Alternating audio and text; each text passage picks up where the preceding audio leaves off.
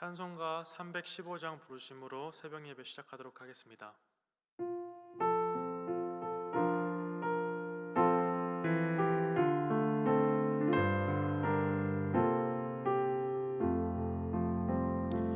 내 주 되신 주를 참 사랑하고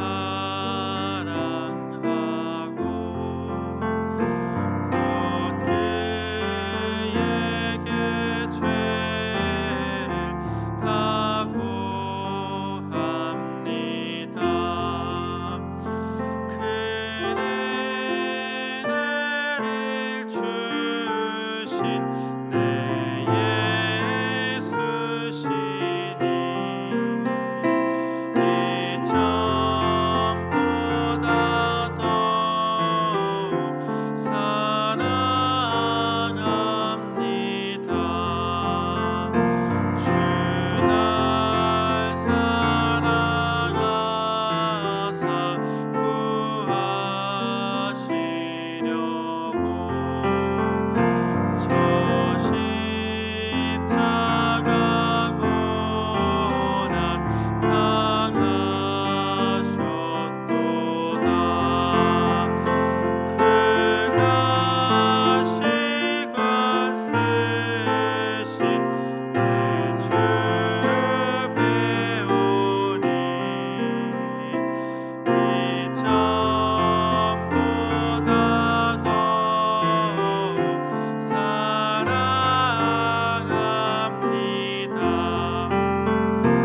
내 평생에 힘쓸 그 큰 힘으로 주 예수의 덕을 늘 기림이라. 숨질 때에까지 내 할 말씀을 이전보다 더욱 사랑합니다. 그 영광의 나라 나 들어가서 그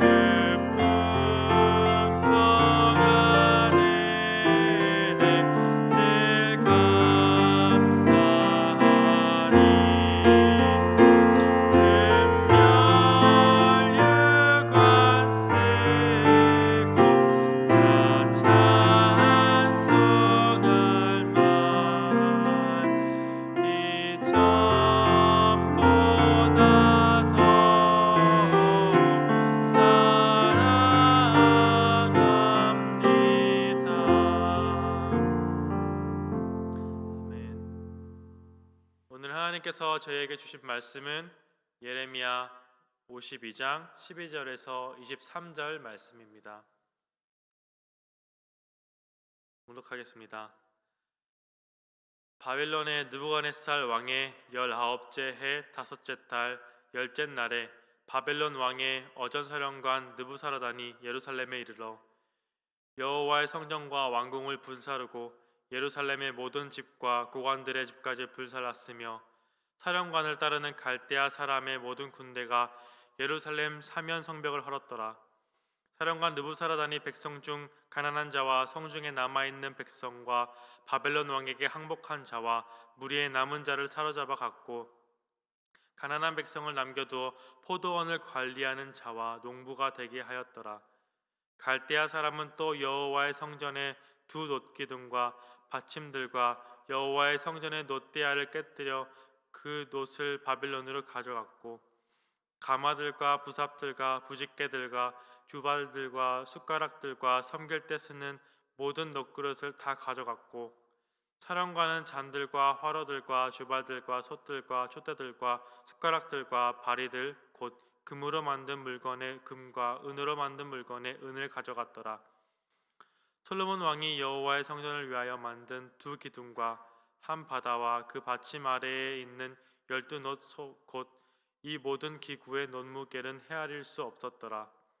그 기둥은 한 기둥의 높이가 18규빗이요 그 둘레는 12규빗이며 그 속이 비었고 그 두께는 네 손가락 두께이며 기둥 위에 놋머리가 있어 그 높이가 5규빗이요 머리 사면으로 돌아가며 꾸민 망사와 석류가 다 놋이며 또 다른 기둥에도 이런 모든 것과 석류가 있었더라.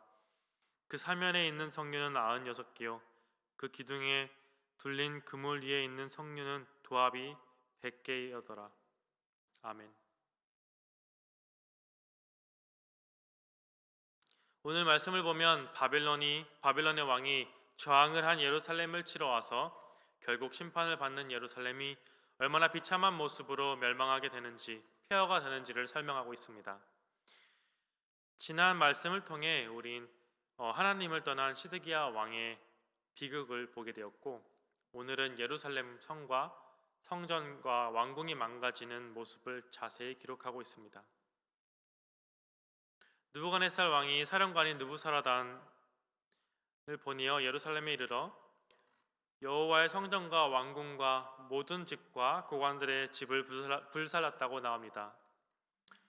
이 말은 한 곳도 무사한 곳이 없이 그곳에 있던 수많은 집들과 고관들의 집과 가난한 자들의 집 상관없이 많은 건물들이 불이 탔다고, 그리고 얼마나 예루살렘이 망가졌는지를 설명해주고 있습니다. 그 웅장하고 절대 무너지지 않을 것 같았던 천연 요새, 그곳에 지어진 예루살렘 성은 모두 불타 없어지고 말았습니다. 유다 백성들이 믿고 있었던 그 성벽이 무너져 내리고 집들과 성전과 왕궁이 불탈 때 그 백성들의 마음이 어땠을지 짐작할 수 없습니다. 그리고 그동안 예레미야를 통해 말씀하셨던 하나님의 예언이 하나 둘 성취되기 시작합니다. 오늘 말씀은 결국 하나님의 경고가 그 말씀대로 이루어짐을 설명하고 있는 것입니다. 예레미야가 몇 년을 걸쳐 몇 대의 왕을 거쳐 경고해도 아무도 듣고 예레미야의 말에 귀 기울이지 않았던 그 백성들이, 그저 거짓 예언자들과 제사장들의 듣기 좋은 말에 안주하던 유다 왕가와 그 백성들은 예고했던 대로 심판을 받습니다. 바벨론의 성전과 왕궁이 불탈 것이란 말과 그 안에 있는 것들을 약탈당할 것이란 말은 결국 이루어지고 맙니다.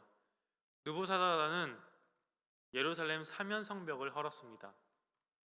성벽이 사면이 헐어졌다는 뜻은 더 이상 성의 기능을 할 수 없다는 뜻입니다.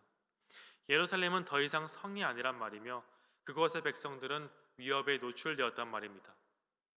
이제 지켜줄 수 있는 것은 아무것도 없다는 뜻입니다. 말 그대로 그 백성들은 모두 죽거나 사로잡혀 바벨론을 끌려갑니다. 그나마 가난한 자들 중 반란의 여지가 없던 자들만 그곳에 두어 예루살렘의 당시 특산품이라고 할 수 있었던 포도원을 관리하게 하고 땅에서 일할 농부가 되게 합니다. 사실 남은 자들에게도 자유란 것은 없는 것이나 다름없습니다. 끌려가나 남아서 노동을 하나 백성들은 동일한 고통을 당할 것이었습니다. 예루살렘 성전은 무너졌습니다. 17절 이하에서는 예루살렘 성전이 어떻게 약탈을 당하고 허물어졌는지 자세하게 나와 있습니다. 결론적으로 그곳에 있던 모든 금과 은과 노수로 된 모든 것, 보석들을 빼앗아 간 것입니다. 이 물건들은 제사를 드릴 때 사용되었던 물건들이었습니다. 하지만 이제 바벨론의 군대가 약탈한 물건일 뿐입니다. 솔로몬 왕의 이름이 나옵니다. 솔로몬 왕이 성전을 건축할 때 만든 두 기둥, 야긴과 보아스도 약탈을 당하고 무너집니다. 야긴의 뜻은 그가 굳게 하실 것이다 이며 보아스의 뜻은 여호와의 능력 속에 있다입니다. 이 두 기둥이 쓰러진 것이 어떤 의미겠습니까? 그곳에 더 이상 하나님이 계시지 않았다는 것입니다. 성전에는 더 이상 여호와 하나님이 계시지 않았습니다. 하나님은 떠났습니다. 하나님은 더 이상 성전을 지키지 않습니다. 하나님은 예루살렘을 굳게 하시지도 그 안에서 능력을 행사하시지도 않으십니다. 고대의 나라가 다른 나라를 정복할 때 그 나라의 신이 다른 나라의 신을 상대로 전쟁을 이긴 것으로 간주하였습니다.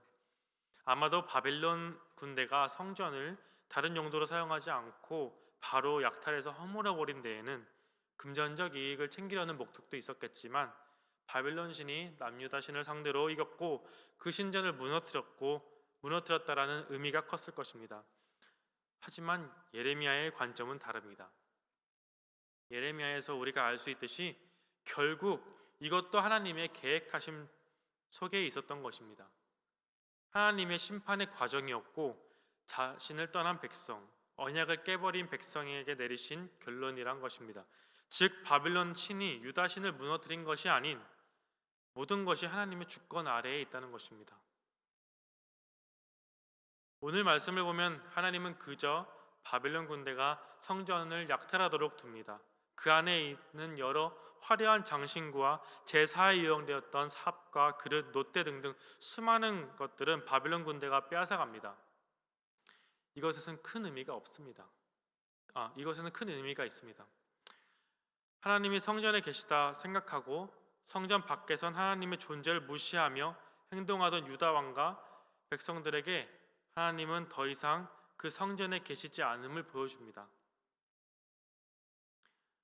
늘 우상들을 숭배하며 언약을 깨버린 백성에게 하나님이 떠났음을 보여줍니다. 물론 하나님께서 희망의 말씀으로 미래를 회복하실 것을 약속하시고 자신의 백성이 이방 땅에 끌려가 고통당할 때 함께 고통당하시기도 하지만, 바벨론을 도구로 예루살렘을 치시던 날 그 성은 하나님의 성이 아니었습니다. 눈앞에서 자신들의 나라가 불타고 가족 지인들이 사륙당하고 포로로 끌려가는 유다 백성들도 고통스러웠을 것입니다. 하지만 그런 백성을 바라보시는 하나님, 아브라함부터 모세에 이르러 여호수아의 가나안을 정복하고 다윗과 솔로몬을 통해 건설된 예루살렘과 성전을 허무시면서 그 마음이 어땠을지, 그 백성이 자신만을 섬기라는 말을 지키기 힘들어 매번 배신하는 모습을 보고 마음이 아프셨을 것입니다. 이제 북이스라엘도 남유다도 심판 아래 다시 포로 신세가 됩니다. 인간적인 생각으로 얼마나 허무했을지 모릅니다. 이집트에서 포로 생활하는 백성을 구출해내어 결국엔 다시 바벨론 포로로 돌아가는 그 백성을 보면서 말입니다. 하지만 하나님은 그런 백성에게도 희망의 말씀을 심어주시고 그 백성을 포기하지 않으십니다. 우리는 오늘 말씀을 보면서 어떻게 성전이 이렇게 허무하게 무너지고 약탈당할 수 있는지 의아해합니다. 하지만 우리가 알아야 할 것은 성전은 하나님이 안 계시면 그저 건물일 뿐이고, 제사에 쓰이던 물건도 하나님이 제사를 받지 않으시면 그저 일반 사물과 다를 게 없다는 것입니다. 그것들을 하나의 상징으로선 의미가 있을지 모르나 그 자체로 거룩하거나 특별한 것이 없습니다. 하나님이 성전에 계시다면 그 성전은 거룩하겠지만, 하나님이 그 성전에 계시지 않으시면 거룩한 성전이 될 수 없습니다. 그러니 이런 것들이 약탈당했다고 하나님의 거룩하심이 약탈당한 것이 아니며 하나님의 위대하심에 손상이 간 것이 아닙니다. 어쩌면 우리들도 겉모습의 거룩함을 위해 애쓰고 있을지도 모릅니다. 하지만 아무리 겉으로 거룩해 보일지라도 우리가 거룩게 행하지 아니한다면 우린 거룩하지 못한 것입니다. 하나님은 이스라엘 백성에게 내가 거룩하니 너희들도 거룩하라 말씀하셨습니다. 하지만 이스라엘 백성은 거룩해 보이는 것에 신경을 썼지 진정으로 거룩해지지 못했습니다. 거룩하다 구별된다는 것은 참으로 어려운 것 같습니다. 흠 많고 연약한 인간으로서 거룩해지는 것은 어쩌면 불가능할지도 모르겠습니다. 하지만 하나님이 거룩하라 하신 것은 그런 불가능을 실천하라는 말씀이 아니었습니다. 그것은 언약을 지키란 말씀이었고 자신을 대신할 우상을 찾지 말란 말씀이었습니다. 하나님과의 관계를 끊지 말란 것이었습니다. 그것은 인간이 보기에 거룩한 자가 되란 것이 아니라 하나님이 보시기에 거룩한 자가 되란 것이었습니다. 하지만 수많은 경험에도 수많은 역사에도 불구하고 언약은 이스라엘 백성으로 인해 다시 한번 깨집니다. 거룩함은 지켜지지 않았습니다. 사실 이후에 백성이 다시 돌아와 성전을 재건한 후에 신약에 들어서도 예수님이 성전을 뒤엎으시며 만민이 기도하는 집이 강도의 소굴이 되었다는 말씀을 하는 것으로 우리가 얼마나 본질을 잃어버리고 그 외의 것들에 쉽게 젖어드는지 알 수 있습니다. 하나님의 성전은 백성들이 하나님께 그리고 하나님께만 제사를 드리고 섬길 때 거룩한 것입니다. 그 건물의 호화스러움이 사치가 성전을 거룩하게 하는 것이 아닙니다. 우리의 성전도 우리가 예배를 드리는 이 교회도 만약 우리가 하나님께 예배드리는 것보다 하나님 앞에 기도하는 것보다 다른 것에 집중하기 시작할 때 겉으로 보이는 호화스러움에 젖어 다른 것에 신경을 쓸 때 더 이상 거룩하여지지 못합니다. 백성들이 포로가 되었다가 돌아왔고 성전은 무너졌다 다시 세워졌지만 거룩함은 회복되지 못했습니다. 그 모든 것을 겪고 보았지만 바뀐 것은 없습니다. 그러니 우리는 어떻겠습니까? 우리는 깨어 기도해야 할 것입니다. 우리의 모습을 보며 우리의 겉모습을 보며 만족하지 말아야 할 것입니다. 하나님이 원하시는 것은 보석이 박혀 있고 금과 은과 노수로 어마어마하게 꾸며진 성전이 아니란 것입니다. 하나님이 원하시는 것은 자신들이 욕심만을 챙기려 좋은 말만 하는 제사장들과 그 사람들로 채워진 성전이 아니며 하나님이 원하시는 것은 습관적으로 의무적으로 하나님께 나아오는 백성이 아니란 것입니다. 우리는 휘황찬란한 겉모습에 속는 것이 아니라 하나님 앞에서 거룩하게 행해야 할 것입니다. 하나님 앞에 나오는 것을 즐기고 하나님 앞에 기도로 깨어 있으며 만민이 기도하는 집을 기도하는 곳으로 예배가 끊기지 않는 집이 되게 해야 할 것입니다. 그러므로 우리 사랑하는 만납교회는 자신의 삶이 구별되도록 노력해야 할 것입니다. 우리의 삶이 매 순간이 하나님과의 관계에서 끊겨지지 않도록 우리가 살아가는 매 순간 오직 하나님만을 섬기도록 우리가 하나님의 자녀로 다시 태어났을 때 한 그 고백이 그 언약이 깨지지 않도록 힘써야 할 것입니다. 그래서 거룩한 삶을 살아가는 만납교회 성도들을 통하여 이 교회가 거룩하여지고 우리가 거하는 모든 곳이 거룩하여져야 할 것입니다. 하나님은 우리를 의롭다 하셨습니다. 우리는 하나님의 말씀에 합한 삶을 살아야 할 것입니다. 매 순간 하나님과의 관계를 생각해야 할 것입니다. 우리의 삶을 거룩한 성소로 이루어 나가야 할 것입니다. 우리가 함께 모이는 곳이 거룩한 성전이 되어야 할 것입니다. 그렇게 하나님과의 영원한 관계 속에서 머무르는 만납교회가 되기를 기도합니다. 기도하겠습니다.